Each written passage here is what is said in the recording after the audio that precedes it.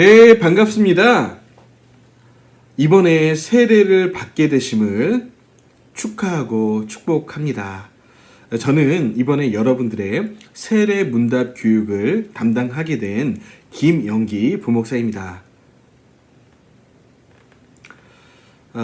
여러분들은 8월 30일 주일에 각 군의 담임 목사님들과 세례 문답을 진행하게 됩니다. 그러기 위해서 우리가 신앙에 대한 기초, 세례를 받기 전에 교회는 무엇인지, 예배는 무엇인지, 구원은 무엇인지, 교회와 사회생활은 그리스도인으로서 어떻게 해야 되는지, 이러한 신앙의 기본들을 이 문답 형식으로 배우도록 하겠습니다. 이번 기회를 통해서 여러분들의 신앙이 잘 정립되고 세례 교인으로서 빛과 소금으로 거듭날 수 있는 귀한 시간 되시기를 주의 이름으로 축원드립니다.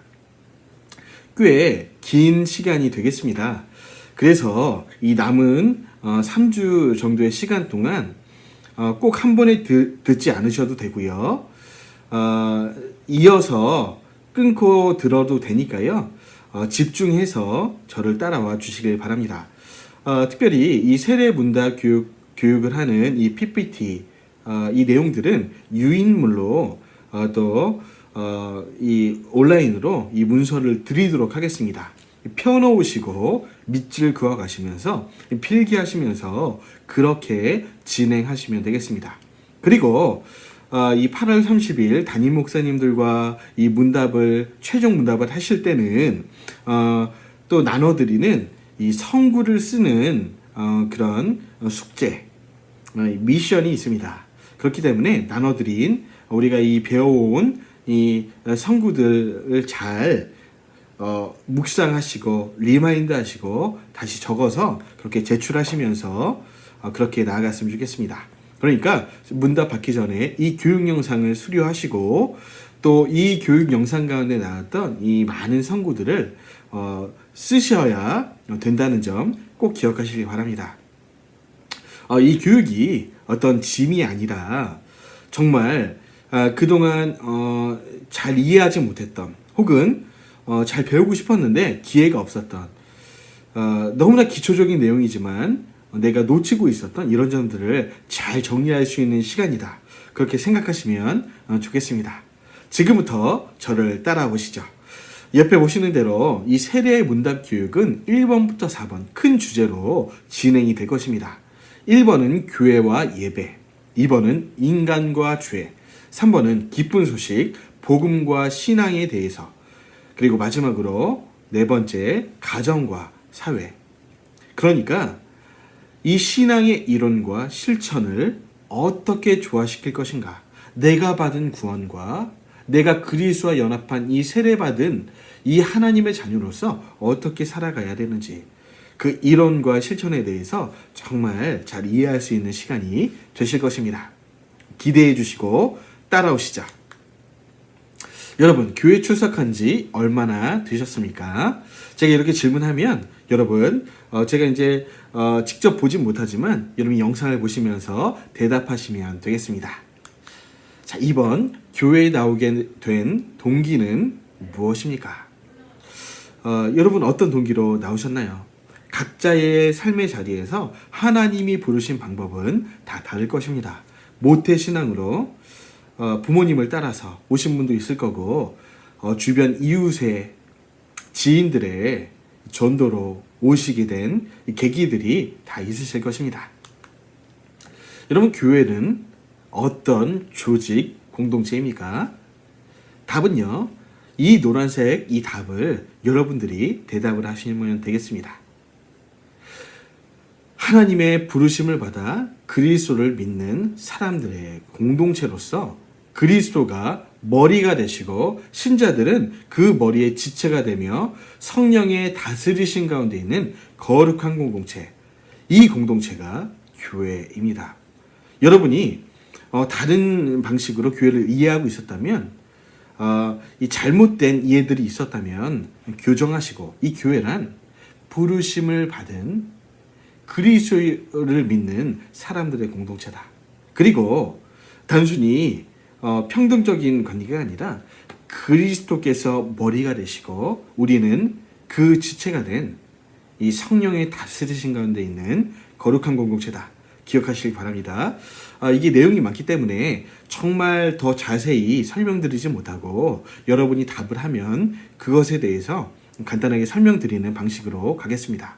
그래서 이 내용들을 잘 보시고 혹시 이해가 안 되거나 동의가 안 되거나 그럴 수 있습니다. 그럴 때는 저나 이 각군의 담당 목사님들께 신앙 상담을 또 요청하시고 또 세례 문답을 받고 세례 받기까지 정말 이해하고 받아들이고 아멘으로 응답하실 수 있는 시간들이 되시길 바랍니다. 4번 하기 전에 이래서 이런 성구들이 있는데요. 이 관련한 성구들을 나중에 여러분 다 써서 제출하는 그런 숙제가 있습니다. 이 영상을 보시고 이 구절들을 써야 되니까요. 잘 보시고 제가 설명해 드린 내용이 이 구절 안에 있으니까 나중에 이 영상을 보시면서 리마인드 하시면 좋겠습니다.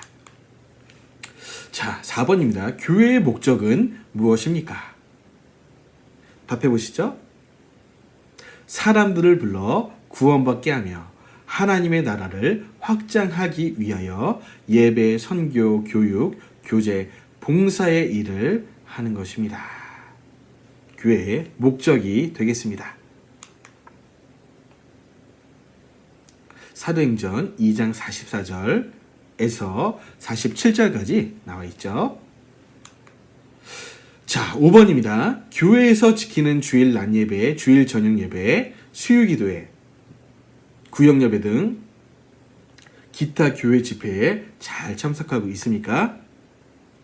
여러분들 다 상황이 다르겠지만 공예배 그리고 교회에서 정한 예배들을 잘 참석하시는 것이 세례받은 그리스도인의 의무임을 기억하시길 바랍니다. 지금은 코로나 상황 때문에 온라인으로 많은 영상들이 제공되고 있습니다. 특별한 상황이지만 원칙은 하나님과 함께하는 교회, 지체들과 함께하는 이 오프라인 이 공동체 예배에 참석하는 것이 의무임을 기억하시기 바랍니다. 성경 찬송은 가지고 있습니까? 주일 헌금은 드리고 있습니까? 지금은 교육이라서 또 이제 대면하지 않고 여러분이 지금 있는 자리에 대답하시지만 여러분 이런 질문들에 대해서 이런 문제들에 대해서 우리 담임 목사님들께서 또 나중에 질문하실 것입니다. 되돌아보시고 정말 정직하게 답할 수 있도록 준비하시면 되겠습니다. 교회 나오기 전과 교회 나온 후에 달라진 점은 무엇이라고 생각하십니까? 여러분 교회 나오고 예수님을 믿고 변하게 되기 전에 삶을 한번 생각해 보시고 내가 예수 믿고 이런 삶의 변화가 있었습니다. 한번 되돌아보시길 바랍니다. 담임교역자, 교구장, 구역장, 권찰 등의 이름을 아십니까? 여러분 세례받은 우리 성도님들 중에 이 장년 성도도 계시겠지만 우리 청소년 우리 지체들도 있을 거예요.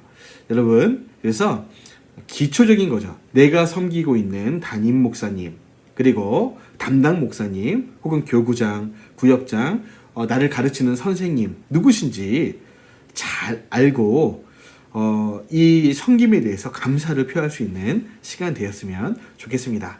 또 여러분 세례 받으실 때 또 많은 축하를 받으실 건데 그분들의 또 이 헌신들을 기억하실 수 있는 시간 되시면 좋겠습니다. 우리가 속해 있는 교단의 이름은 무엇입니까?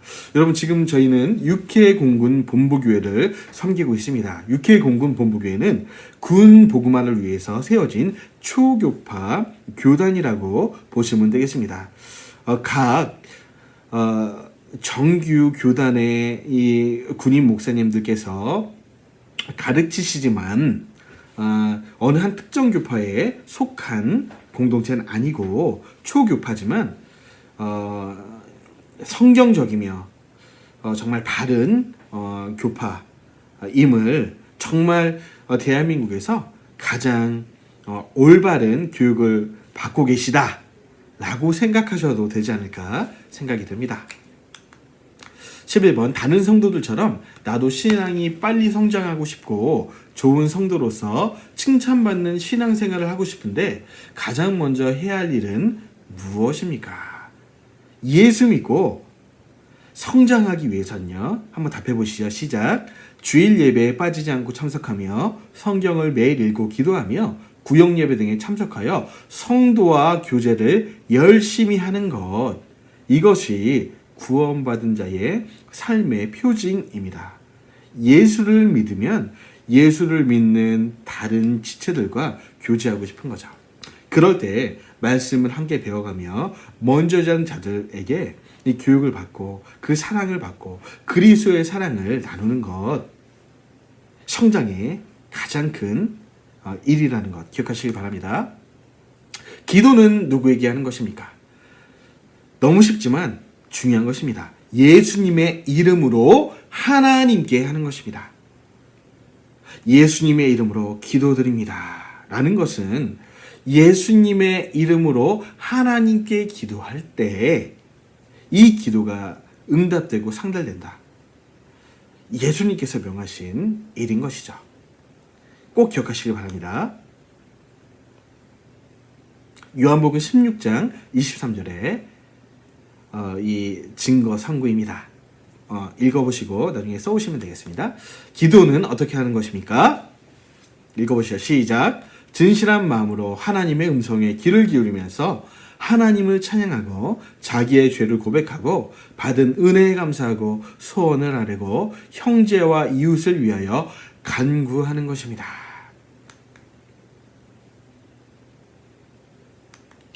14번입니다. 우리가 기도의 모델로 삼아야 할 성경이 가르쳐주는 기도의 모범은 무엇입니까? 답해 보시죠. 시작. 예수님이 가르쳐준 기도입니다. 우리는 이것을 주기도라고 말합니다. 한번 다 같이 읽어보시죠. 시작. 그러므로 너희는 이렇게 기도하라. 하늘에 계신 우리 아버지여, 이름이 거룩히 여김을 받으시오며 나라가 임하시오며 뜻이 하늘에서 이루어진 것 같이 땅에서도 이루어지이다.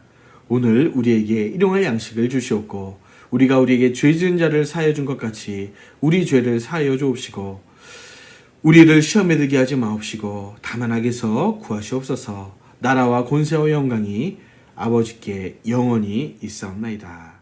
아멘. 네, 두 번째는요. 인간과 죄에 대하여 우리가 문답교육을 진행하도록 하겠습니다. 시작하시죠. 1번입니다. 사람의 기원은 무엇입니까? 한번 대답해 보시죠. 하나님의 치밀한 계획에 따라 창조되었습니다. 자연적으로 생겼거나 진화한 것이 아닙니다. 그렇습니다. 이 세상 많은 사람들은 그리스도를 떠난 사람들은 나의 존재 이유에 대해서 많은 얘기들 하지만 이런 얘기들이죠. 나는 우연히 태어났다. 아무 목적 없이 빅뱅으로 일어난 이 사건을 통해 점점 더 진화되어서 원숭이에서 지금 이렇게 내가 되었다 라고 생각하는 사람들이 대부분이거나 아무 생각이 없거나 그런 경우가 많지만 하나님의 자녀된 우리들은 하나님의 계획과 섭리 중에 내가 이 자리에 있다. 이것을 고백하는 것이죠. 자연적으로 우연히 태어난 존재, 던져진 존재가 아니라 이 하나님의 계획 가운데 창조된 우리 인간이다 라는 고백을 할 수 있는 것이죠. 창세기 1장 26절 27절 증거선고 기억하시길 바랍니다. 2번입니다. 사람의 제일 되는 목적은 무엇입니까? 답해 보시죠. 시작. 사람의 제일 되는 목적은 하나님을 영화롭게 하고 영원토록 하나님을 즐거워하는 것입니다. 여러분, 우리가 이 땅에 태어난 이유, 목적, 여러 가지가 있을 수 있겠지만 그 중에서 최고의 목적이 있다면, 가장 우선되는 목적이 있다면, 하나님을, 나를 창조하시고 구원하신 우리 아버지 하나님을 영광스럽게 하는 것, 영화롭게 하는 것, 그리고 이 하나님을 사랑하고 즐거워하고 기뻐하는 것, 이것이라고 볼 수 있겠습니다. 이렇게 하나님을 영광스럽게, 또 그 하나님을 사랑할 수 있는 우리 세례받는 이 모든 성도님들 되시길 바랍니다. 이 세상에 완전히 의로운 인간이 있습니까? 성경은 뭐라 그럽니까? 없습니다. 의인은 없나니 하나도 없다. 창세기 3장 6절에 이 하나님이 하지 말라고 명한 이 선악과를 따먹는 이 시점 이후로는요, 선한 인간이 없다. 물론 상대적으로 착한 사람이 있을 수는 있겠습니다. 그러나 하나님의 기준에서 완전히 선한 의인은 없다라고 성경은 얘기하는 거죠. 4번입니다. 아담이 지은 죄는 무엇이며 우리 인류는 어떤 관계가 있습니까?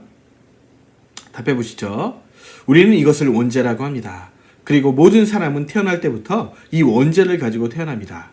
즉, 원죄란 태어나면서 모든 인간이 자연적으로 습득하는 육체의 본성을 말합니다. 이것의 특징은 하나님 중심이 아니라 자기 중심이며 이타적인 삶이 아니라 이기적인 삶에 있습니다.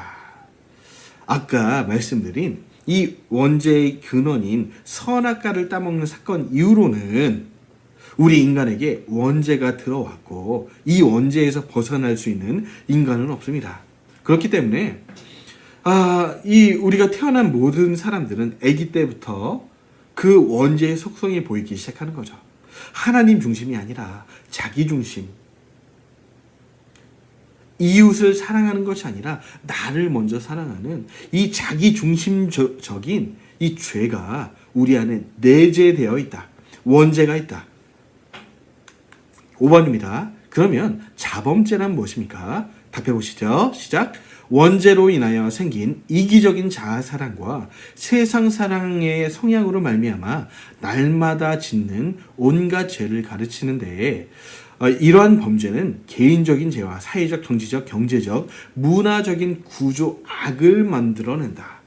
여러분, 이 원죄에서 비롯된 이 자범죄가 있다는 건데요. 이것은 우리가 직접 짓는 죄들, 이 죄로 잉태된 우리였기 때문에 이 죄의 성향이 나의 삶에서 드러나서 또 내 이웃에게 드러나서 이 내가 죄인이기 때문에 또 내 이웃도 죄인이기 때문에 이 구조적인 악들이 형성이 되는 것이죠. 이 모든 것들이 죄로부터 시작되었다. 그래서 이 세상을 죄악된 세상이다, 우리가 부를 수밖에 없는 것이죠. 6번입니다. 아담 이후 죄 가운데 태어나는 사람에게 주어지는 죄의 대가는 무엇입니까? 성경은 답해 보시죠. 시작. 성경은 죄의 삭은 사망이라고 합니다. 그래서 죄 가운데 태어난 모든 인간은 죽게 됩니다. 아래에 있는 말씀을 한번 읽어보시죠. 시작. 죄의 삭은 사망이요 하나님의 은사는 그리스도 예수 우리 주 안에 있는 영생이라. 뭐라 그럽니까? 죄의 삭, 죄의 결과는 사망이다. 7번입니다. 죄인의 상태인 인간을 그대로 두면 결국 어떻게 됩니까? 여러분, 죄의 삭은 뭐라 그랬습니까? 사망. 그런데 이 사망은 잠깐의 사망이 아니라 영원한 사망. 답해 보시죠. 시작. 하나님의 심판을 받게 됩니다. 하나님의 심판은 이 세상에서는 하나님의 자녀로서 복을 받지 못하고 풍성한 삶을 경험하지 못하게 되며 죽은 이후에는 영원한 지옥불에 던져져 영과 육이 끊임없는 고통을 당하는 것. 이것이 죄인의 궁극적인 결과임을 기억하시길 바랍니다. 자, 챕터 3번이 되었습니다. 한번 다 같이 이 주제를 읽어보시죠. 시작. 기쁜 소식 복음과 신앙에 대하여. 여러분, 이 인간과 죄에 대하여의 끝은 어떻게 됐습니까? 모든 인간은 죄인이고 이 죄의 삭새, 결말, 죄의 결말, 영원한 사망, 그렇다면 하나님께서 이런 죄인들을 향해서 부어주신 기쁜 소식, 은혜들은 무엇이었는지 한번 살펴보시죠.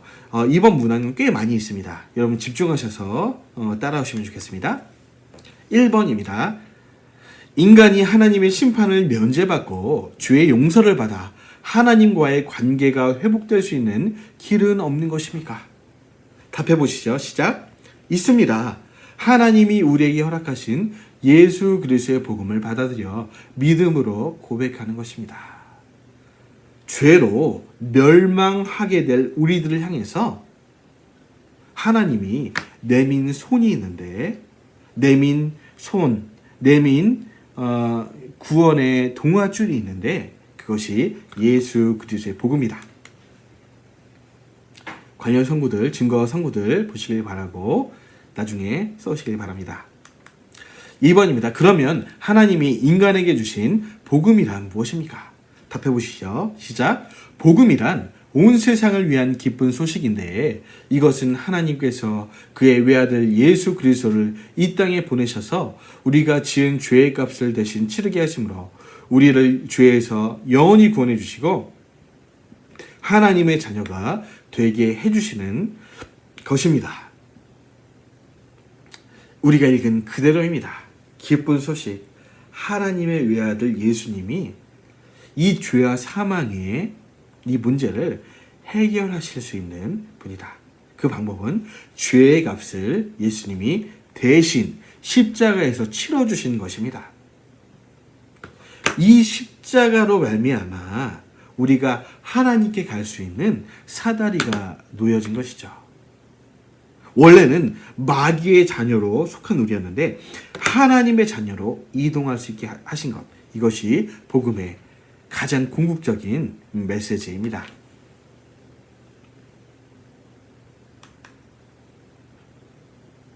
관련 선구들 읽어보시길 바랍니다. 3번입니다. 이 복음을 나의 믿음으로 고백한다는 것은 무엇을 말합니까? 답해 보시죠. 복음의 내용을 바로 알고 진심으로 기뻐하여 마음에 받아들이며 그대로 될 줄을 믿고 따르는 것입니다. 믿음으로 고백하고 내 입술로 내 마음에 있는 이 신앙을 고백하고 또 그 고백한 신앙의 내용대로 우리가 살기로 다짐하고 따르기로 결단하는 것. 때로 넘어질 때가 있지만 그대로 따르고자 노력하는 이 모든 행위들, 이것이 믿음으로 고백한다는 궁극적인 의미입니다. 4번입니다. 하나님이 보내주신 예수 그리스도는 인간에게 누구이십니까? 여러분, 인생의 가장 중요한 질문이 바로 이것입니다. 예수 그리스도는 당신께 어떤 분입니까? 답해 보시죠. 시작. 예수 그리스도는 하나님의 아들로서 이 세상에 오셔서 하나님을 보여주셨습니다. 그분은 인간의 죄로 인하여 하나님과 인간 사이가 원수 관계가 된 것을 화해시키시어 인간과 하나님 사이를 회복시킨 중보자이십니다. 아까 설명드렸죠. 십자가, 하나님과 우리 사이, 나와 이웃 사이를 회복시키신 중보자, 그분 예수 그리스도. 기억하시고 고백하시기 바랍니다.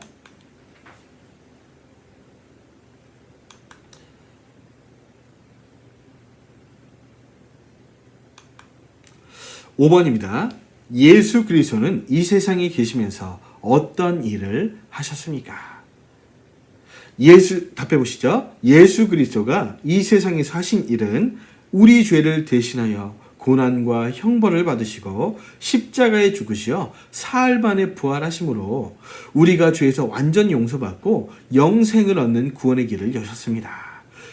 그렇습니다. 예수님이 우리의 구원자 왔는데 이 땅에 오셔서 구원자가 되기 위해서 하신 일이 있다는 것입니다. 그것은 뭐냐면 이 땅에 오셔서 우리 죄를 대신해서 십자가에 달려 돌아가신 일입니다. 우리가 죄 때문에 당해야 될 고난과 형벌을 대신 짊어지시고 십자가라는 이 죄의 값을 대신 치르신 것입니다. 뿐만 아니라 사흘 만에 부활하셔서 우리가 죄에서 완전히 용서받고 영생으로는 구원의 길을 여셨다.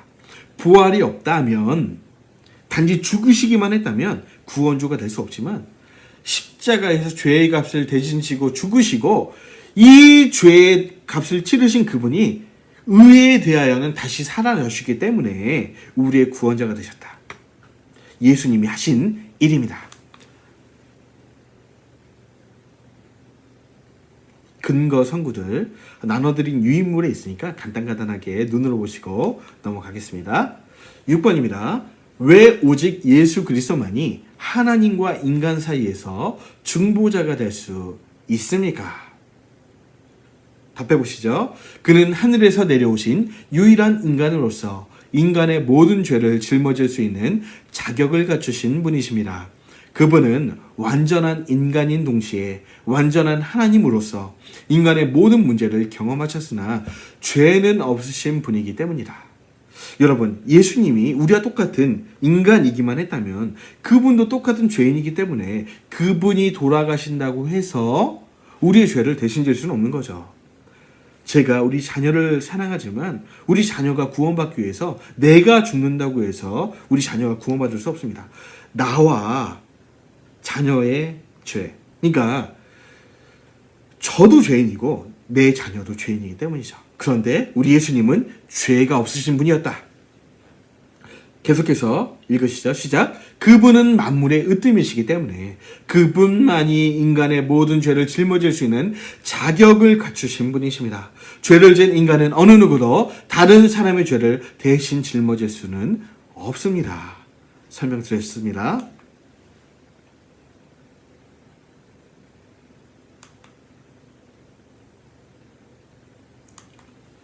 7번입니다. 예수 그리스도의 십자가의 죽음은 우리에게 무슨 뜻이 있습니까? 답해 보시죠. 시작.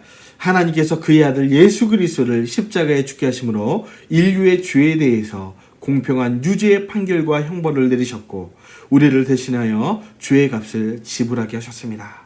그러므로 예수 그리스도께서 십자가에서 대속적인 죽음을 당하셨다는 것을 믿는 사람은 하나님의 심판을 받지 않고 영생을 얻게 되고, 이를 믿지 않는 사람들은 죄의 값으로 말미암아 하나님의 심판과 저주를 받게 됨을 보여주는 것, 이것이 십자가 사건입니다.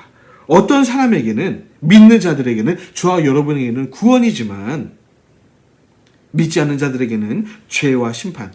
여러분, 그 십자가는 양면성이 있다는 것이죠. 한쪽 면은 구원이지만 한쪽 면은 심판. 구원의 십자가를 붙드시고 세례를 받게 되신 여러분들을 다시 한번 축하드립니다.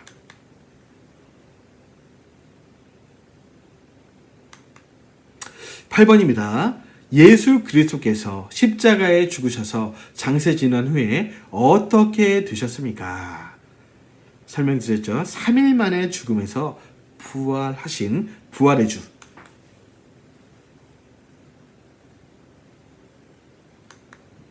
9번입니다. 예수 그리스도가 죽음에서 부활하신 것은 우리에게 무슨 뜻이 있습니까? 답해 보시죠. 시작. 예수님의 부활은 죄와 죽음 그리고 어둠과 사단의 권세를 깨뜨리고 승리하셨음과 새로운 생명과 소망을 우리에게 보여주시고 약속하시는 하나님의 실제적인 행동입니다. 그리고 그리스도께서 부활하심으로 역사와 세계를 새롭게 하시며 장차 임할 하나님 나라의 영광을 보여주셨습니다.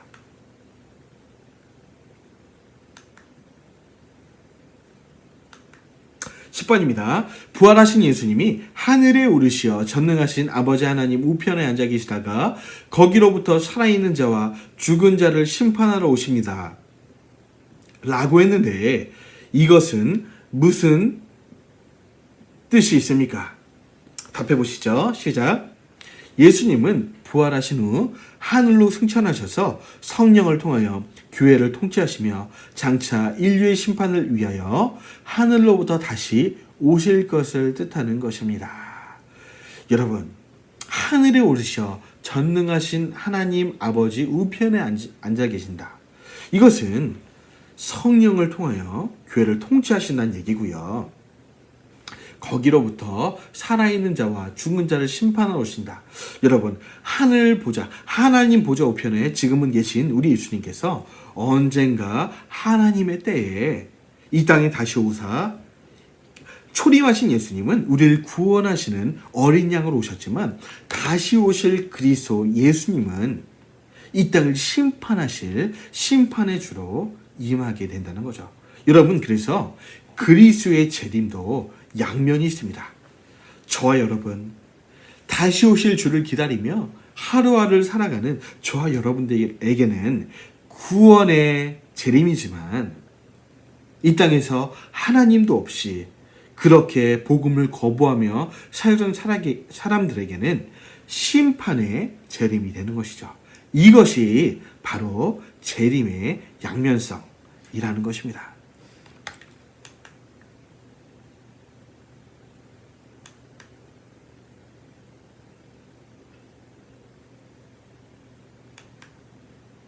(11번입니다) 하나님이 예수 그리스도를 통하여 우리에게 보여주신 복음을 믿는다는 것은 무엇입니까? 답해 보시죠. 하나님의 아들 예수 그리스도를 나의 구주로 믿고 영접하고 고백하는 것입니다.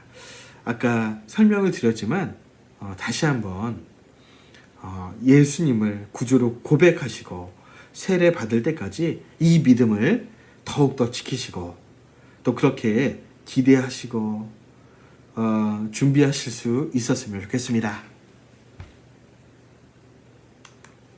12번입니다.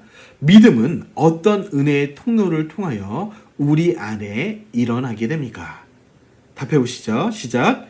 믿음은 하나님이 주시는 은혜의 선물로서 교회와 복음 설교와 가르침, 세례와 성만찬, 성경 읽기와 기도, 성도의 교제와 복음의 실천을 통하여 성령이 역사하심으로 일어납니다. 자, 믿음은 어떤 은혜의 통로를 통해서 우리에게 오는가 하면, 자, 이 믿음이라는, 이따 보시겠지만 믿음도 하나님의 선물인데 우리 안에 믿음이 있기 때문에 우리가 신앙을 고백하고 이렇게 세례도 받지 않습니까? 그런데 이 믿음은 교회라는 이 공동체를 통해서 오는데, 특별히 교회에서 행해지는 설교 말씀, 선교 공부, 그리고 세례, 여러분 받게 되시는 거죠. 그리고 교회마다 다르지만 이 성만찬이라는 이 예식, 이 예전을 통해서도 이 믿음이라는 선물이 오게 되는 것입니다. 또 때로는 성도의 교제를 통해서, 또 복음의 실천을 통해서, 어찌됐든 이 성령의 역사가 교회라는 공동체를 통해서 이 성령님이 믿음을 우리 안에 전달해 주시는 것이죠. 그래서 이 교회가 얼마나 중요한가, 이 교회에서 행해지는 이 모든 활동들이 얼마나 중요하고 중요한 것인가, 여러분 기억하시고, 여러분 세례 받으신 후 꼭 이 교회 활동, 이 교회에서 행해지는 모든 이 선한 하나님의 사역 가운데 이 동역하시고 또 동행하실 수 있는 우리 모든 성도님들 되시길 바랍니다.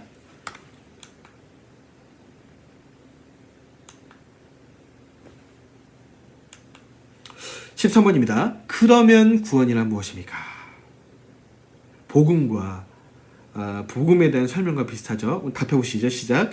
예수 그리스도를 영접함으로 죄와 죽음에서 건져냄을 받아 하나님의 자녀가 되는 것을 말합니다. 14번. 예수 그리스도를 영접한다는 것은 무엇을 뜻합니까? 답해 보시죠. 시작. 예수 그리스도께서 나의 죄를 없게 하시려고 나 대신 죽으신 나의 구세주임을 믿음으로 나의 삶을 통치하시고 주관하시는 왕이요 내 삶의 주인 되신 주님으로 온전히 모시는 것을 말합니다.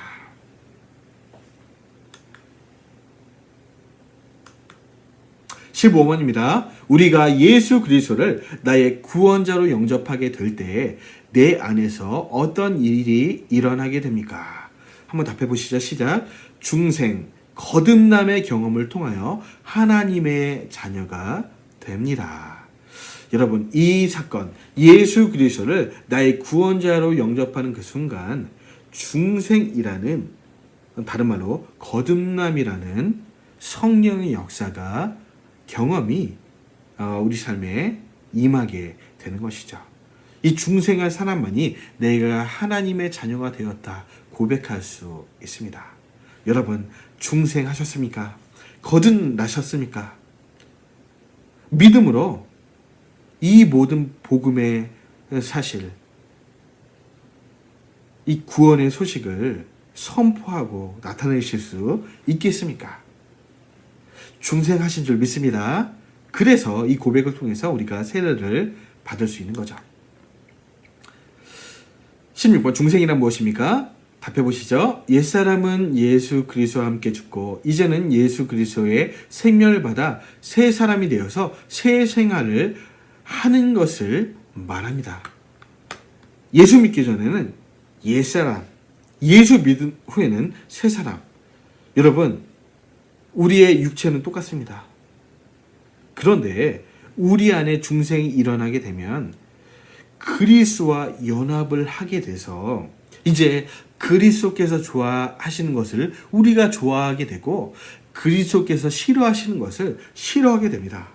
이것이 중생한 사람의 특징이라는 것이죠. 물론 우리의 죄의 속성이 아직 남아있기 때문에 내 안에 예수님이 계시지만, 성령님이 계시지만 때로 죄를 지을 때가 있고 죄를 기뻐할 때도 있을 수 있습니다. 하지만 우리 안에 오신 성령님이 죄를 깨닫게 하시고 말씀을 읽을 때 교회 생활을 하면서 또 여러 가지 성례전에 참여하면서 죄를 깨닫게 되고 회개케 하시는 것, 이 모든 과정이 중생한 사람에게만 임하게 된다. 중생하여 새 사람이 된 사람만 이런 일들이 있게 된다는 것이죠. 그래서 예전에는 죄를 지을 때 아무렇지도 않았어요. 그런데 내 안에 중생함으로 예수님이 계시기 때문에 이제는 작은 죄를 지어도 내 마음이 아픈 겁니다. 예수님이 싫어하시는 것을 나도 싫어하게 되는 거죠. 중생한 사람의 특징입니다.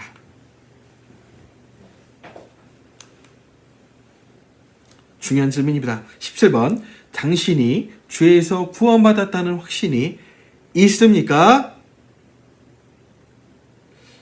여러분 대답하셔야 되는데 지금은 온라인으로 교육받는 시간이지만 최종 문답 때 정말 믿음으로 이 사실을 고백하실 수 있기를 소망합니다. 18번, 어떻게 그런 확신을 가질 수 있습니까? 말씀을 근거로 할 수 있는데요. 다 같이 로마서 말씀을 보시죠. 좀 오타가 있네요. 로마서 10장 9절에 10절, 내가 만일 내 입으로 예수를 주로 시인하며 또 하나님께서 그를 죽은 자 가운데서 살리신 것을 내 마음에 믿으면 구원을 받으리라. 사람이 마음으로 믿어 의에 이르고 입으로 시인하여 구원에 이르느니라. 라는 근거된 성경에 기록된 말씀을 가지고 우리가 확신할 수 있는 거죠. 때로는 우리의 감정은 이 확신을 뒷받침할 수 없습니다. 내가 기분이 좋을 때가 있고요. 내가 정말 나래까지 떨어지는 이 영적인 우울감에 빠질 때도 있습니다. 그러나 그것과 관계없이 성경에 기록된 말씀이 그렇다고 하면 그런 거다. 우리의 신앙의 모든 이 중심을 우리 감정에 두지 않고 기록된 말씀에 두실 수 있는 성숙한 신앙인들이 되실 줄 믿습니다. 네, 이 말씀 기억하시길 바랍니다. 19번입니다. 그렇다면 사람이 스스로의 노력으로도 구원에 이를 수 있습니까? 이것도 중요한 질문인데요. 답해 보시죠. 시작. 없습니다. 사람은 하나님의 형상으로 창조된 하나님의 피조물이요 동시에 죄의 권세 아래 있으므로 스스로는 구원에 이를 수 없는 죄인입니다. 오직 하나님의 은혜로만 구원받을 수 있습니다. 여러분, 세상의 많은 종교들은요, 인간에서 하나님께 가는 종교입니다. 인간이 스스로 신을 찾는 거죠. 그런데 기독교는요, 어떤 종교입니까? 하늘에 계신 하나님이 인간에게 내려오신 종교입니다. 내 스스로, 어떤 인간도 스스로 하나님께 갈 수 없기 때문에 하나님이 우리에게 내려오셨다는 것이죠.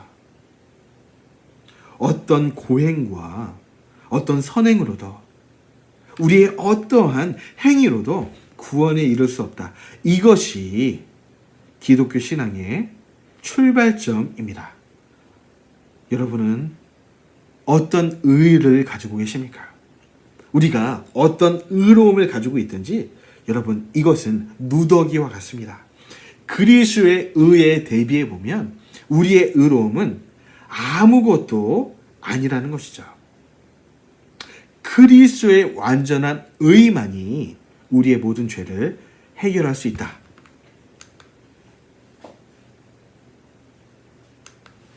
20번입니다. 은혜란 무엇입니까? 그래서 하나님이 우리에게 부여하시는, 인간이 하나님께 갈 수 없기 때문에 하나님이 우리에게 허락하신 것이 은혜라는 방편이라는 것이죠. 답해 보시죠. 시작. 은혜는 하나님 앞에서 인간이 어떤 자격이나 조건을 갖추었거나 또는 선한 행위를 했기 때문에 하나님이 그 행위를 보시고 갚아주시는 것이 아니고 오직 하나님의 풍성하신 사랑과 궁휼하심 때문에 그것에 근거하여서 우리에게 값없이 거저주시는 하나님의 선물을 의미합니다. 다시 말해서 은혜는 선물입니다. 선물은 우리가 자격이 있어서 받는 게 아니라는 거예요. 내가 선물을 받을 만한 자격이 있어서 그에 합당한 선물을 주신 것이 아니라 나는 그런 선물을 받을 만한 자격이 없지만 하나님께서 은혜와 궁휼을 통해서 나에게 전적으로 부여하신 것, 전적으로 부여하신 선물이 은혜의 선물, 믿음의 선물, 구원의 선물이라는 것입니다. 그래서 에베소서 2장 8절에서 9절은 이렇게 얘기하죠. 너희는 그 은혜에 의하여 믿음으로 말미암아 구원을 받았으니 이것은 너희에게서 난 것이 아니요 하나님의 선물이라. 행위에서 난 것이 아니니 이는 누구든지 자랑하지 못하게 함이라. 우리에게는 자랑할 것도 내세울 것도 없습니다. 이 하나님의 구원에 있어서 우리가 행할 어떤 것도 없지만 하나님의 선물로 그 은혜를 받았다면 그 은혜를 주신 하나님을 노래할 수밖에 없는 거죠. 그 은혜를 노래하실 수 있는 이 세례교육을 받는 모든 성도님들 되시길 소망합니다. 21번입니다. 하나님이 우리에게 베푸신 최고의 선물, 최대의 은혜는 무엇입니까? 답해 보시죠. 시작. 내가 구원받고 영생을 얻은 것입니다. 아멘. 아멘이시죠? 돈을 많이 벌었다. 세상에 돈 많이 버는 사람 많습니다. 건강하다. 세상에 나보다 건강한 사람 얼마나 많습니까? 내가 금수저다. 세상에도 금수저 많습니다. 그러니까 저와 여러분, 예수님을 믿는 우리에게 가장 큰 은혜의 선물은 바로 구원과 영생, 이것임을 믿으시길 바랍니다. 22번, 구원받은 신자의 제일되는 목적은 무엇입니까? 우리 전에 있던 문답에서 한번 살펴봤죠. 다 같이 답해 보시죠. 시작.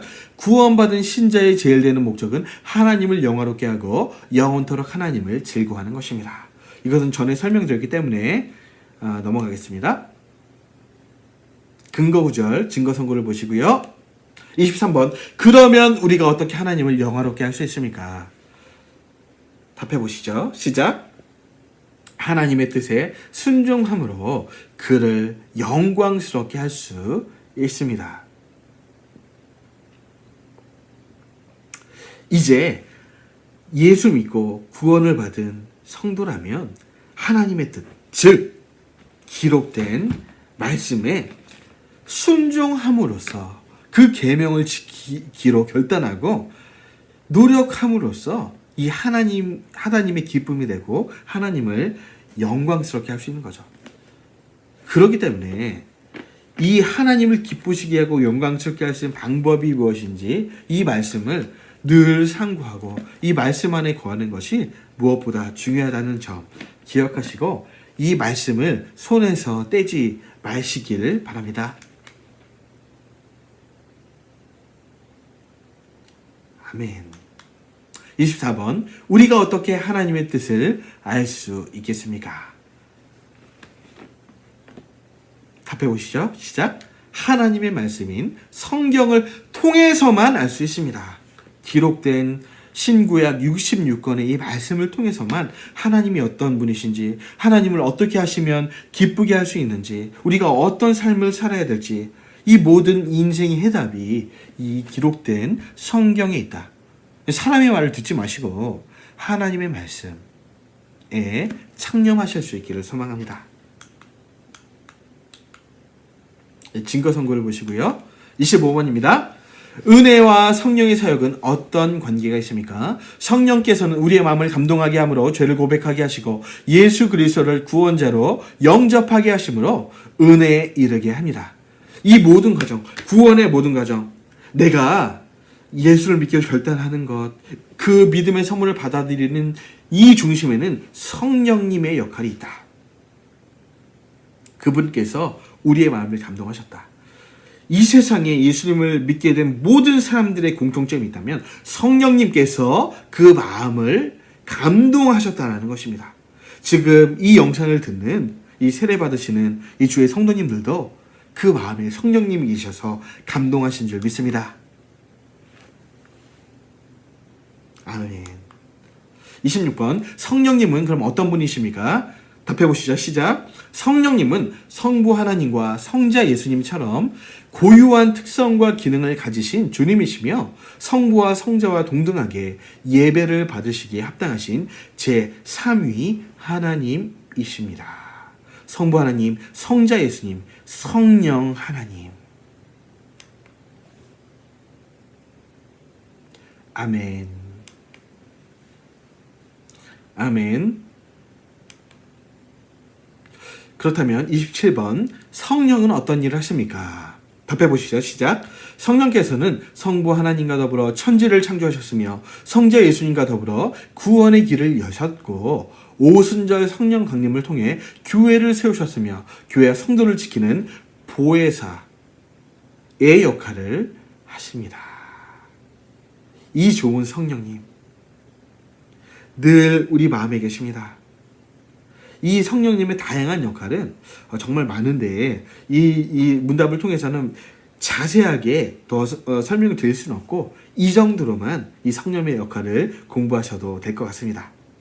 더 자세한 내용은 우리 교회에서 또 이제 배우시는 이 성경 공부, 뭐 성령론, 이런 조직 신학에 관련해서 강의를 들으실 때 더 자세하게 이 성령님의 역할과 이 성령님의 행하신 일들을 배우시기를 바랍니다. 가장 중요한 역할은 우리가 지금 읽은 이 답에 있습니다. 아멘. 아멘. 28번, 성령께서는 우리들에게 어떤 일을 하십니까? 성령께서는 우리의 마음을 감동하셔서 복음을 받아들이는 믿음을 갖게 하시고 우리를 성화시키시고 각종 은사를 주셔서 능력 있는 성도의 생활을 하게 하시며 장차 우리들이 하나님의 영광의 나라에서 영생을 누리기까지 우리들을 지키시고 보호하시는 보혜사로 계십니다. 아멘.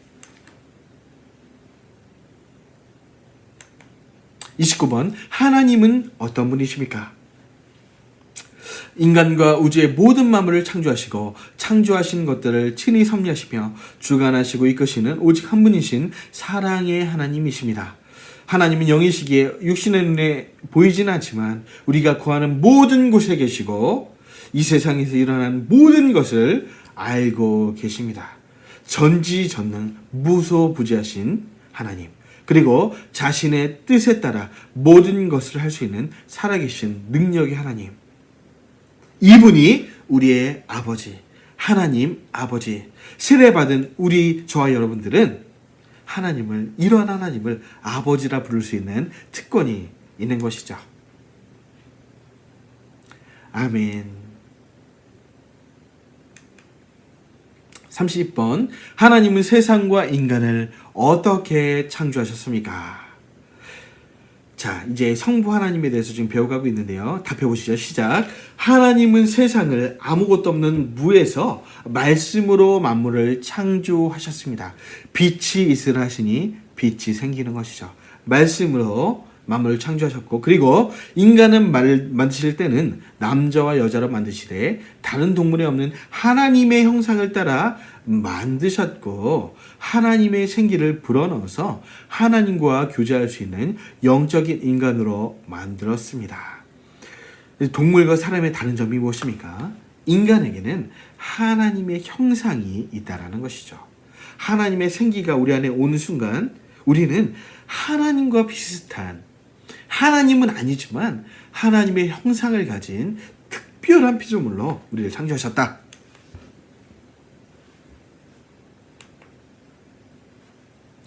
증거 선고를 참고하시길 바랍니다. 31번.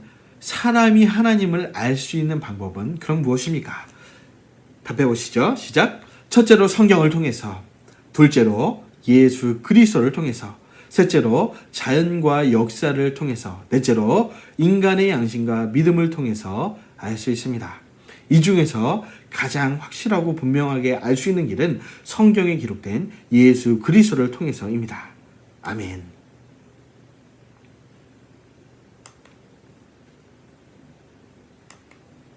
32번. 성부, 성자, 그리고 성령 이 세 분은 서로 어떤 관계가 있습니까? 답해 보시죠. 시작. 세 분은 동등하신 하나님으로서 삼위일체 하나님이십니다. 즉 삼위가 있으나 본체는 하나이신 한 하나님이시며 권능과 영광이 동등하십니다. 이러한 삼위일체 하나님의 진리는 사람의 이성으로 풀 수 없는 기독교의 신비로운 진리 중에 하나입니다. 이 성부, 성자, 성령 이 세 분의 하나님은 동일하시지만 삼위로 존재하신다. 이것을 많은 사람들이 설명하려고 애를 써왔습니다. 근데 중요한 것은 무엇입니까? 인간의 어떤 언어로도 완전히 설명할 수는 없다라는 것입니다. 그러니까 믿음으로 받아들이는 것이 가장 현명하다. 너무 설명을 깊게 하려다 보면 이 성경에는 그렇게 설명하려고 한 게 아닌데 자의적으로 해석해서 이단이 나올 수도 있다는 것이죠. 이 인간의 이성으로 풀 수 없기 때문에 이 삼위일체의 신앙은 받아들이는 것이 가장 현명한 방법이다. 기억하시기 바랍니다. 성경은 33번. 성경은 어떤 책입니까? 답해 보시죠. 시작. 성경은 하나님의 영감에 의해 인간의 말로 기록된 하나님의 말씀입니다. 또한 성경은 우리의 믿음과 생활의 유일한 법칙이며 규범이 됩니다. 이 성경이 세상 다른 책과 다른 점이 있다면 성령님께서 영감하셨다는 것이죠. 하나님이 친히 영감하셔서 이 말씀이 진리가 될 수 있다는 것. 그리고 우리가 유일하게 따를 수 있는 우리의 신앙과 삶의 규범이 될 수 있다는 것 기억하시기 바랍니다. 성경은 어떻게 구성되어 있습니까? 답해 보시죠. 시작. 성경은 전체가 66권으로 구약 39권, 신약 27권입니다. 구약 성경은 천지창조에서 시작하여 앞으로 오실 구원자에게 초점을 맞추고 있습니다. 즉 구약 성경의 모든 사건과 이야기는 앞으로 오실 예수 그리스도에 대한 준비와 예언입니다. 신약 성경은 이미 오신 예수 그리스도의 생애와 가르침, 그리고 그의 제자들의 예수 그리스도에 대한 증언과 가르침이 들어있으며 앞으로 있을 세상의 마지막 심판과 영원한 천국에 대해서 말하고 있습니다. 너무나 잘 설명되어 있죠. 39권, 구약 39권, 신약 27권. 더 정확하게, 더 압축해서 설명하자면 구약은 초림하실 예수님을 바라보고 있다면 신약 성경은 다시 오실 예수님을 바라보고 있다. 재림하실 예수님을 바라보고 있다. 신구약 성경의 중심은 그 안에 구원자 예수 그리스도가 있다. 그래서 너무나 중요한 증거 선고인데요. 요한복음 5장 39절. 너희가 다 같이 읽어보시죠. 시작. 너희가 성경에서 영생을 얻는 줄 생각하고 성경을 연구하거니와 이 성경이 곧 내게 대하여 증언하는 것이니라. 아멘. 35번입니다. 성경은 어떻게 기록되었습니까? 답해 보시죠. 시작. 성경은 성령에 의하여 기록되었으며 여러 사람들이 성령의 감동을 받아 기록했습니다. 그러므로 오늘날 우리가 성경을 읽을 때도 역시 성령의 감동을 받아야 그 의미를 깨달을 수 있습니다. 아까 설명드렸죠. 이 성경만이 성령에 의하여 성령의 감동하심을 받은 사람들이 기록했다. 그래서 우리가 읽을 때 똑같습니다. 세상의 지식을 가지고 읽을 수 있는 것이 아니라 성령님이 마음에 있는 사람만이, 이 성경이 저지하신 성령님이 이 말씀의 의미들을 정확하게 깨달을 수 있게 하시라는 것이죠. 물론 우리 먼저 된 성경 교사들의 도움을 받을 수 있지만 궁극적으로는 성령님의 도우심 없이는 이 성경을 이해할 수 없다. 그래서 말씀을 읽을 때, 또 설교를 들을 때 기도해야 될 것은 성령님, 이 말씀을 깨닫게 하여 주옵소서. 그런 기도가 반드시 선행되어야 된다는 것이죠. 아멘. 그렇다면 36번 성경의 주제는 무엇입니까? 답해 보시죠. 예수 그리스도이십니다. 구약 성경의 주제는 오실 메시아이시며 신약 성경의 주제는 오신 메시아십니다. 37번 성경이 주로 가르치는 것은 무엇입니까? 성경은 사람이 하나님을 어떻게 믿어야 하며 하나님을 믿는 사람에게 약속되어진 복이 무엇이며 하나님이 사람에게 요구하시는 의무가 무엇인지를 가르치고 있습니다. 아멘. 38번 성경은 우리에게 어떤 유익을 줍니까? 성경은 우리를 향한 하나님의 교훈이 무엇인지 알게 하며 그리고 잘못된 것에 대해 책망하며 그것을 바르게 세우며 하나님의 뜻대로 교육하는 데 유익을 줍니다. 이렇게 함으로써 우리를 하나님의 사람으로 온전하게 하며 모든 선한 일을 행하기에 온전하도록 준비시켜 줍니다. 여러분 읽으신 이대로 이 성경은 이러한 유익들을 우리에게 줍니다. 성경을 가까이 하실 수 있는 세례받은 우리 성도님들 되실 줄 믿습니다. 아멘. 디모데후서 3장 15절 17절까지 잘 설명되어 있습니다. 39번입니다. 예수님의 말씀 중에서 성경의 핵심이라고 할 수 있는 성구는 무엇입니까? 여러분, 이 신구약 성경에 수많은 구절들이 있는데 이 구절들 중에서 우리가 정말 하나님의 심판대 앞에 섰을 때 정말 외칠 수 있는 가장 중요한 구절이 있다면 바로 요한복음 3장 16절이 되겠죠. 우리 한번 여러분의 입술로 한번 이 3장 16절을 고백해 보시죠. 이 영상을 들으시면서 정말 마음속 깊이 아멘으로 이 3장 16절을 고백하시길 바랍니다. 시작.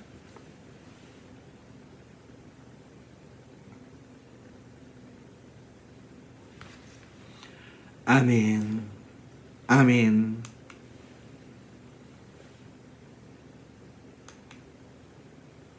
40번입니다. 하나님이 인간에게 주신 모든 계명은 두 가지 내용으로 요약할 수 있습니다.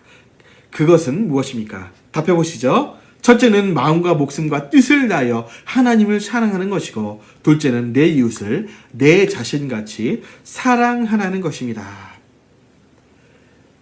십자가는요, 위로는 하나님을 사랑하고 옆으로는 이웃을 사랑하라고 십자가에 달려 예수님이 돌아가신 것이죠. 이 두 계명 따라해 보시죠. 하나님 사랑, 이웃 사랑. 이 계명을 언제나 마음속에 새기시고 위로는 하나님을 사랑하고 옆으로는 내 가족, 내 친구, 이 세상 모든 사람들을 사랑할 수 있는 저 여러분 되셨으면 좋겠습니다. 아멘. 41번 성경을 한 번 듣고 배우는 것은 충분합니까? 답해 보시죠. 아닙니다. 평생토록 듣고 읽고 배워야 합니다. 영의 양식이므로 우리의 영혼이 건강하기 위해서 매일 들어야 합니다. 그리고 우리의 생활을 성경을 통하여 매일 새롭게 해야 하고 힘을 얻어야 하므로 성경을 가까이 하는 일은 세상 끝날까지 계속되어야 합니다. 아멘. 42번입니다. 사도신경이란 무엇입니까? 답해보시죠. 사도들의 신앙 고백을 정리해 놓은 것인데 기독교의 중요한 교리들을 요약한 것으로서 그리스도인의 기본적인 신앙 고백입니다. 예, 지금 여러분이 답한 그대로입니다. 43번입니다. 사도신경은 어떤 내용으로 되어 있는지 외울 수 있습니까? 한번 외워보시죠.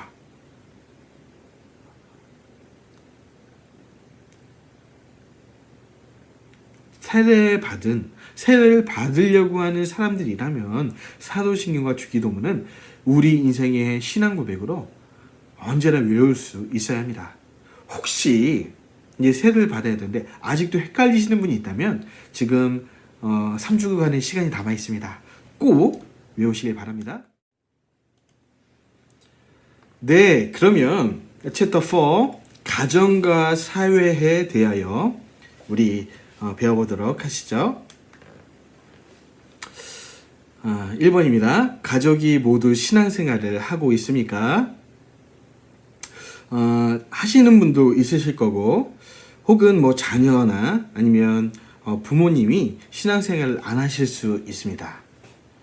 이것은 뭐 가족의 상황을 알아보는 거니까요. 사실대로 말씀하시면 되고 특별히 가족 구원을 위해 또 기도할 수 있는 계기, 또 이번 세례식에 초청함으로써 이 교회 안에 혹시 안 믿는 분이 계시다면 교회 안에 모시고 올 수 있는 그런 계기도 될 수 있을 거라 생각이 됩니다. 2번, 그리스도인은 어떤 가정을 이루어야 합니까? 답해 보시죠. 시작. 하나님께 예배드리고 부모님을 공경하고 믿음으로 자녀를 양육하고 부부간에 서로 사랑하며 가정의 화목을 이루며 하나님의 뜻을 따라 사는 가정을 이루어야 합니다. 여러분, 이미 결혼하신 분도 이 세례받은 분들 중에 계실 거고 결혼하실 분도 계실 겁니다. 중요한 것은 이미 결혼한 분들 가운데 이런 어떤 가정의 부분에 있어서 어려움이 있으신 분들은 이제 예수 믿고 세례받게 되었으니 이런 가정을 다시 한번 이루도록 역할을 감당해야겠죠. 그리고 이 가정을 아직 이루지 않은 분들이 계시다면 이런 하나님 기뻐하시는 가정을 꿈꾸며 같은 비전을 바라보는 이 배우자를 놓고 기도하시고 또 그런 배우자와 결혼을 하셔야겠죠. 어쨌든 이러한 가정을 하나님도 원하시고 또 우리도 이런 과정을 통해 하나님께 영광 돌리는 그런 여러분 되었으면 좋겠습니다. 그래서 가정에 관한 말씀, 증거 선구들 기억하시고요. 3번, 자녀들은 교회 학교에 보내고 있습니까? 혹시 자녀를 둔 세례 받으시는 부모님들이 계시다면 혹시 뭐 여러 가지 사정으로 못 보내시고 계셨다면 이번 기회를 통해서 꼭 보내실 수 있으면 좋겠습니다. 특별히 이 본부교회는 또 이제 전문 사역자들이 교회 학교를 담당하면서 또 많은 학생들과 선생님들과 또 아름다운 시간들을 보내고 있습니다. 보내시면 후회하지 않습니다. 또 믿음으로 이 어릴 때부터 말씀을 먹고 자라서 또 나중에 또 하나님의 일꾼들로 자라날 수 있도록 이 부모님들이 기도해 줄 수 있는 그런 믿음의 부모님들이 또 되셨으면 좋겠습니다. 4번입니다. 가정 예배를 드리고 있습니까? 사실대로 답하시면 되겠죠? 5번입니다. 가정에 좋은 일이나 어려운 일이 생길 때 어떻게 해야 합니까? 답해 보시죠. 시작. 축하할 일이나 좋은 일이 생길 때는 한몸된 교회 식구들과 같이 하나님께 감사 예배를 드리며 함께 축하해야 합니다. 그리고 어려운 일이 생길 때는 교회 교육자와 상담하여 함께 해결해 나가고 서로 위로하며 내일처럼 슬퍼하면서 기도로 이겨 나가야 합니다. 여러분, 예수 믿기 전에는 똑같았습니다. 예수 믿기 전에는 그냥 세상 사람들과 똑같아서 뭐 기뻐할 일 있으면 술 먹고 뭐 파티하고, 근데 이제 교회의 일원이 되어서 세례받고 하나님의 자녀로 거듭났다면 모든 좋은 일, 뭐 나쁜 일 모든 일 가운데 이 교회를 중심으로 또 이제 기도해야 할 제목들 개업을 한다거나 또 좋은 일이 있으면 교회 식구들과 함께 나누고 또 중요한 일이 있을 때는 교회 교육자를 부르셔서 함께 기도하시고 또 슬픈 일이 있으면 상담하시고 또 슬픔 함께 나누는 교회 공동체 중심의 그런 삶들을 살아가야 한다는 것이죠. 우리가 하나님의 자녀로 부름받았다는 것은 하나님의 가족은요, 아버지 하나님이 계시고 또 형제 자매된 우리 교회 공동체 식구들이 있다는 것입니다. 그들과 생사고락을 희락을 함께하는 것이죠.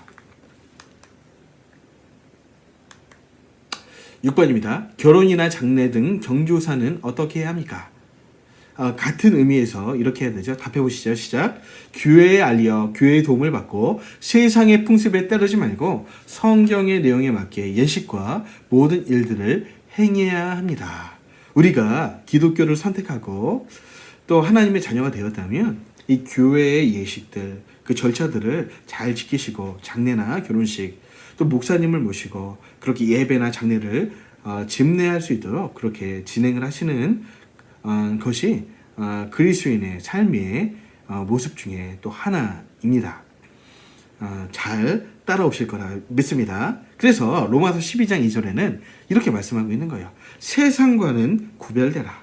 작은 것부터 큰 것까지 구별되어라. 한번 이 말씀 읽어볼까요? 시작. 너희는 이 세대를 본받지 말고 오직 마음을 새롭게 함으로 변화를 받아 하나님의 선하시고 기뻐하시고 온전하신 뜻이 무엇인지 분별하도록 하라. 7번입니다. 남편과 아내는 서로에 대해서 어떻게 대해야 합니까? 아주 중요한 말씀이고 새겨야 될 말씀이라고 생각을 하는데요. 답해 보시죠. 남편은 아내 사랑하기를 그리스도께서 교회를 사랑하여 자기 몸을 주신 것처럼 하여야 합니다. 아내는 남편에게 순종하기를 교회가 그리스도께 순종하듯이 하여야 합니다. 여러분, 아내가 남편을 순종하는 것이 어려울까요? 남편이 아내를 사랑하는 것이 어려울까요? 둘 다 어렵죠. 어렵지만 우리가 해야 되는 이유는 교회와 그리스도의 관계가 이렇기 때문입니다. 여러분, 그리스도께서는요, 교회를 사랑한 나머지 이 사랑의 가장 큰 증거를 십자가에서 자신을 내주심으로 확증하셨던 건 아닙니까? 교회를 너무나 사랑하셔서 자기 목숨을 버린 것. 그러니까 남편에게는 아내를 사랑하기에 자신을 죽기까지 사랑하라는 거예요. 어렵죠. 아내는 남편에게 순종해야 되는데 교회가 교회 머리 대신 그리스도께 순종하듯이 순종하라는 거예요. 둘 다 어려운 내용이지만 가정이, 여러분, 작은 가정 하나가 교회입니다. 그렇기 때문에 이 교회, 엄밀히 말하면 가정이 작은 교회고 가정이 가장 이 교회를 보여줄 수 있는 가장 작은 단위의 공동체인 것이죠. 그것이 조금 더 커져서 지금 우리가 다니고 있는 이런 눈에 보이는 유형 교회들이 된 것입니다. 그러니까 이 집 안에서부터 교회의 도리들, 아내를 사랑하고 아내는 남편을 존경하고 순종하는 이런 삶을 살아갈 때 이 큰 교회 공동체에 와서도 우리 이웃 지체들을 그렇게 섬길 수 있다는 것이죠. 여러분, 이거 굉장히 중요한 건데요. 가정신학이라는 신학의 범주가 있는데 이것도 나중에 또 교회를 다니시면서 꼭 한번 들어보시기 바랍니다. 가정신학, 결혼신학. 네, 그러면 이 말씀을, 너무나 중요한 말씀인데요, 다 같이 읽어보시죠. 15초 드리겠습니다.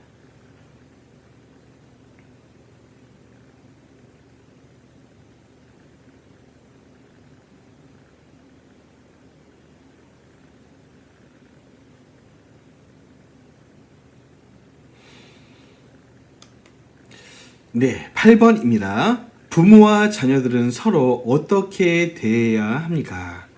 답해 보시죠. 부모는 자녀를 노엽게 하지 말고 말씀과 기도로 가르쳐야 하며 자녀들은 주 안에서 부모를 공경해야 합니다. 기독교는 효의 종교입니다. 어떤 종교보다도 효에 대해서 많은 말씀들을 하고 있다라고 봅니다. 우리를 낳아주신 우리 부모님들을 공경하는 것 중요하기도 하고, 또 자녀를 향해서도 노엽게 하지 말고 주의 훈계와 양육으로 그렇게 가르쳐야 한다는 점을 성경은 얘기하고 있습니다. 그래서 에베소서 6장 1절 4절에 또 자세히 나와 있는데요. 다 같이 한번 읽어보시죠. 시작. 자녀들아, 주 안에서 너희 부모에게 순종하라. 이것이 옳으니라. 내 아버지와 어머니를 공경하라. 이것은 약속이 있는 첫 계명이니 이로써 내가 잘되고 땅에서 장수하리라. 또 아비들아, 너희 자녀를 노엽게 하지 말고 오직 주의 교훈과 훈계로 양육하라. 아멘. 물론 그런 경우는 있습니다. 혹시 육신의 부모님이 예수를 믿지 않는 관계로 우상 숭배를 요구하거나 이 하나님을 섬기는 것에 반하는 요구들을 할 때는 그것은 물론 뿌리쳐야 됩니다. 왜냐하면 하나님이 우리의 육신의 부모님보다도 더 중요한 분이기 때문이죠. 그러나 그렇지 않는 거라면 부모님의 말씀에 순종하고 사랑함으로 그렇게 대해야 되고, 또 우리 부모님들도 안 믿는 분이라면 구원하실 수 있도록 정말로 사랑과 또 순종과 또 헌신으로 그렇게 마음을 감동시킬 수 있는 그런 효를 다해야 되는 것, 그것이 기독교 가정 윤리입니다. 9번입니다. 하나님은 무엇을 하게 하시려고 우리를 세상에 보내셨습니까? 여러분, 지금까지는 어떤 신앙의 이론편에 대해서 많이 배웠던 것 같습니다. 그러나 특별히 내가 그리스도인이 되어도 우리는 세상 속에 살고 있는 거죠. 맞습니까? 작게는 우리는 계룡시에 살고 있지만 더 크게는 이 세계 공동체의 하나의 일원이라는 겁니다. 그렇다면 이 세상에서 세례받고 하나님의 자녀가 된 우리들은 어떻게 살아야 하는가? 답해 보시죠. 시작. 우리로 하여금 예수 그리스도의 뜻을 이어받아 행하게 하시려고 이 세상에 보냈습니다. 예수 그리스도의 뜻은 잃어버린 영혼을 구원하는 것과 서로 사랑하며 섬기는 삶을 사는 것입니다. 그렇습니다. 세상의 빛과 소금이 되어 사랑 없는 세상 속에 그리스도의 사랑을 보여주는 것. 위로는 하나님을 사랑하지만 옆으로는 그 하나님께 받은 사랑을 이웃에 흘려보내는 것. 그것까지가 그리스도인의 삶이다. 그것이 그리스도 예수 안에 있는 하나님의 뜻이다. 그러니까 세상에서도 우리가 대충 살면 안 됩니다. 사랑을 실천하고 성실하고 또 사람들에게 인정받고 또 사람들의 모범이 되는 그런 인생들을 살아내는 것이 그리스도인의 삶이라는 것입니다.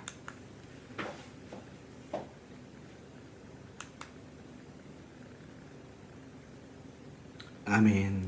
이 증거 선고들을 읽어보시고요. 10번입니다. 그리스도인은 세상 속에서 어떤 삶을 살아야 합니까? 같은 말씀인데요. 답해 보시죠. 시작. 모든 면에서 하나님의 이름을 더럽히지 않고 하나님의 영광이 우리를 통해 나타나도록 해야 합니다.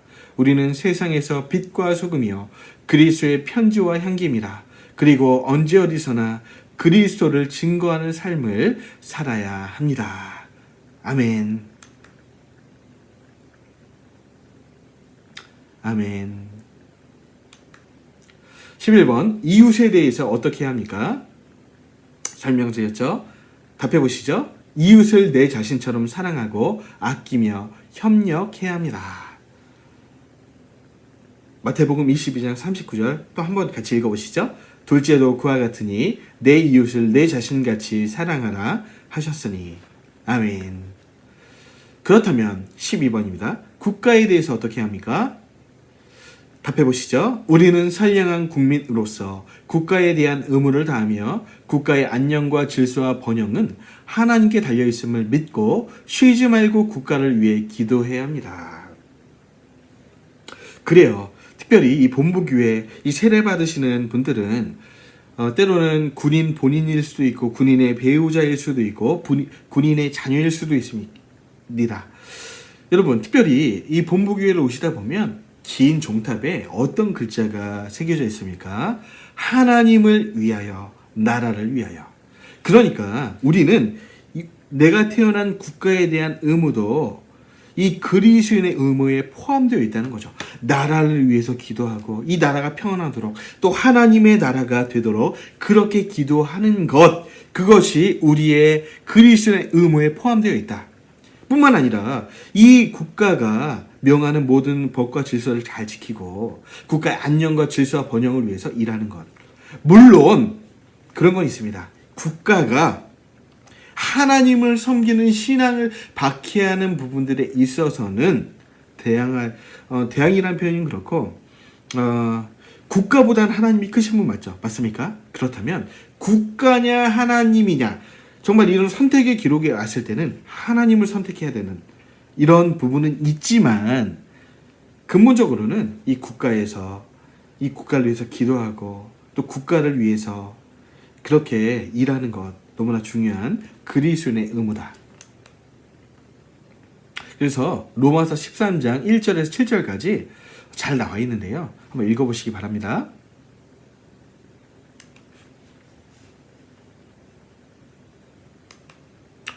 자, 그렇다면 마지막입니다. 세계에 대하여는 어떻게 해야 합니까? 답해보시죠. 시작. 우리는 세계의 평화와 인류의 공존을 위하여 노력하고 세계가 그리스도 안에서 하나가 되도록 힘써 기도해야 합니다. 물론 이런 것도 필요하죠. 이 세계를 위해서 기도하지만 세계가 하나님의 나라로 회복되도록 선교하는 것, 이것도 너무나 중요한 일이겠죠? 근거 9절입니다. 죄송합니다. 마지막이 아니었습니다. 14번 다 같이 읽어보시죠. 시작. 노동에 대해서 어떤 생각을 가져야 합니까? 답해보시죠. 하나님은 자신이 일하실 뿐 아니라 인간에게도 일하도록 명령하셨습니다. 그러므로 노동은 하나님이 명령하신 신성한 것입니다. 우리는 노동을 통하여 하나님의 창조성을 나타내고 하나님의 영광을 나타내는데 그 목적을 삼고 열심히 성실히 일해야 합니다. 그렇습니다. 노동은 악한 것이 아닙니다. 노동을 통해서 하나님을 사랑하고 이웃을 사랑하는 그 구체적인 실천의 장이 노동의 자리라는 것이죠. 그래서 우리가 하는 모든 일들은 성직이 될 수 있는 겁니다. 저는 물론 목사라는 이 직분을 가지고 이 교회 전적으로 헌신하고 있지만 우리 성도님들은 이 세상 속에서 직업을 가지고 혹시 직업이 없으실지라도 가정에서 주부로서 또 여러 가지 직분으로 살아가고 있지 않습니까? 그런데 그 모든 일들의 목적과 지향성은 하나님의 영광이고 하나님을 나타내는, 선교하는 그 장으로서의 길이라는 것이죠. 기억하시기 바랍니다. 그래서 여러분, 데살로니가 후서에는 자세히 잘 나와 있죠. 음식을 값없이 먹지 말고 민폐 끼치지 말고 너의 손으로 열심히 일해라. 그것이 하나님의 뜻이다. 15번입니다. 같은 의미인데요. 직업에 대해서 어떤 생각을 가져야 합니까? 답해보시죠. 직업은 이웃과 사이의 해악이 되지 않는 한 하나님이 모든 사람에게 주신 소명으로 알고 이를 통해 세상을 향해 하나님의 뜻을 이루도록 해야 합니다. 직업은 선하죠. 모든 것이 선한 성직이라는 마음으로 일해야 됩니다. 그런데 여러분, 그리스도인이 갖지 말아야 할 직업도 물론 있습니다. 그 직업 자체가 하나님의 영광을 가릴 수밖에 없는 직업이라면 과감하게 그 직업을 버릴 수 있어야 합니다. 예를 들자면 도박이라든지 뭐가 있을까요? 하여튼 하나님께 그 직업을 하는 사람들은 하나님께 덕이 되지 않고 사람에게 지탄을 받는 그런 직업들이라면, 하나님의 영광을 가리는 직업 아니라면 해도 되지만 그런 직업군이라면 버릴 필요도 있다. 이런 생각을 갖게 됩니다.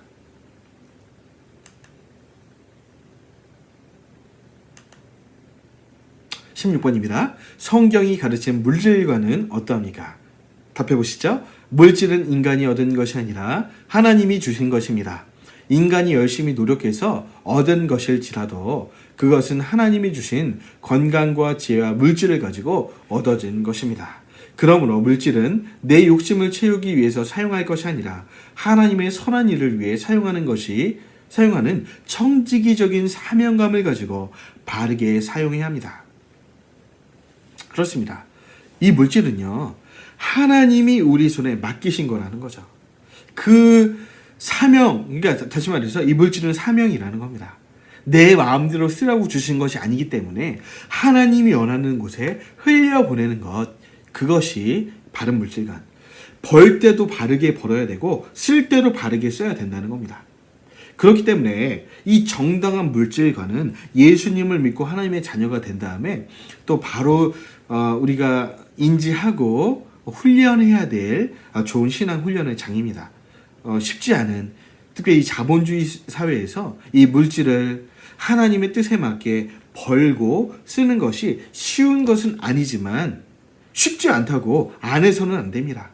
반드시 우리가 신앙의 연륜이 더해갈수록 이런 하나님이 원하시는 물질관을 가지고 내 이기적인 뜻이 아니라 바르게 벌어서 올바른 방향을 향해 하나님의 뜻에 맞게 사용하는 것, 사명을 가지고 이 물질을 흘려보내는 것, 그 인생을 살아낼 수 있도록 노력할 수 있는 저 여러분 되었으면 좋겠습니다. 재물 얻을 능력을 주신 주님, 그분의 뜻에 맞게 이 물질을 써야 되는 거죠. 증거선고 읽어보시고요. 17번입니다. 직장에서나 이웃과의 관계에서 또 경제생활에서 믿는 사람으로서 어려운 점은 없으십니까? 여러분 아마 있으실 거예요. 또 여러분 학생이 계시다면 학생들도 학교에서 여러 가지 관계 가운데 어려울 수 있을 것입니다. 힘내시고 이제 정말로 세례받은 하나님과 연합된 신앙인으로서 과거에는 내 마음대로 인간관계를 하고 내 마음대로 그렇게 살았다면 이제는 그리스도의 뜻을 내 마음에 품고 이런 직장과 이웃과의 관계에서 또 경제생활에서 주님의 뜻을 먼저 생각하고 그렇게 살아낼 수 있는 세례 교인들이 다 되시길 바랍니다. 18번, 환경에 대해서 어떻게 해야 합니까?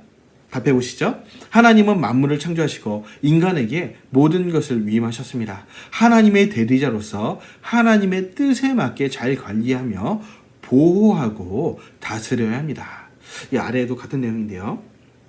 이 자연도, 여러분, 이 모든 자연이 하나님께로부터 왔음을 믿으십니까? 온 우주가 하나님의 것임을 믿으십니까? 그렇다면 하나님의 것이기 때문에 우리가 함부로 대할 수 없다라는 것입니다. 내 것이라면, 혹 내 것이라면, 제가 이제 이 커피잔이 있는데요. 이것은 제 것이기 때문에 제가 버릴 수도 있고, 제가 제 마음대로 활용할 수 있습니다. 그러나 남의 것만 돼도 우리가 함부로 할 수 없는데 하물며 하나님이 창조하신 하나님의 것이라면 우리가 하나님의 대리자로서 하나님의 뜻에 맞게 활용하고 관리해야 된다. 여러분, 지금 이 시대에 기후나 환경이 너무나도 이상해지지 않았습니까? 코로나 바이러스, 이런 전염병도 물론이지만 여러분 최근에 이제 우리 대한민국에도 이 장마가 40일간 계속되는, 장마를 뛰어넘어서는 기후 이변으로 정말 상상할 수 없는 많은 비가 내리는 이런 것들이 있을 때 우리 그리스도인들의 자세는, 여러분, 이 모든 이 환경학자들은 기후 이변이 일어나는 것들은 이 모든 플라스틱 활용뿐만 아니라 여러 가지 그런 어떤 여러 가지 우리의 그 환경이 파괴됨으로써 일어나는 기후 이변이라는 거죠. 그럴 때 우리가 하나님이 맡겨주신 자연들을 올바르게 그리고 깨끗하게 활용하는 것은 주님의 뜻이다 생각하시기 바랍니다. 우리에게 맡기신 일이라는 거죠. 우린 대리자로서 이렇게 다스려야 됩니다. 자, 이제 기나긴 약 1시간 반 정도 우리가 진행을 했네요. 이렇게 세례 문답 교육이 끝났습니다. 이제 이 영상을 잘 끝까지 배우시고 또 필기에 가시고 특별히 이 가운데 나온 성구들을 이 드린 용지에 출력하셔서 다 쓰셔서 담임 목사님들과의 그 문답 최종 문답 때 제출하시고 또 우리가 지금 배웠던 이 신앙에 대한 내용들을 정말 믿음으로 고백하실 수 있는 그런 여러분 되시기를 주의 이름으로 다시 한번 축복하고 축원드립니다. 기도하겠습니다. 사랑의 주님, 지금까지 긴 시간 동안 우리 신앙의 기초 교리들 세례 교인이 되고자 하는데 세례 교인이 될 때 꼭 배워야 될 그런 내용들을 우리가 배웠습니다.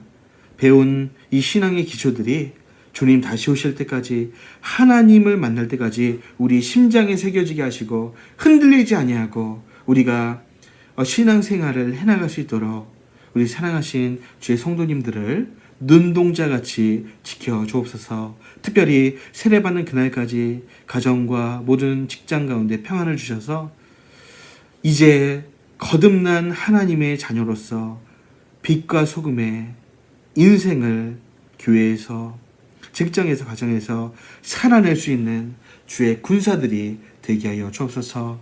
감사드리며 축복하며 예수님 이름으로 기도합나이다. 아멘.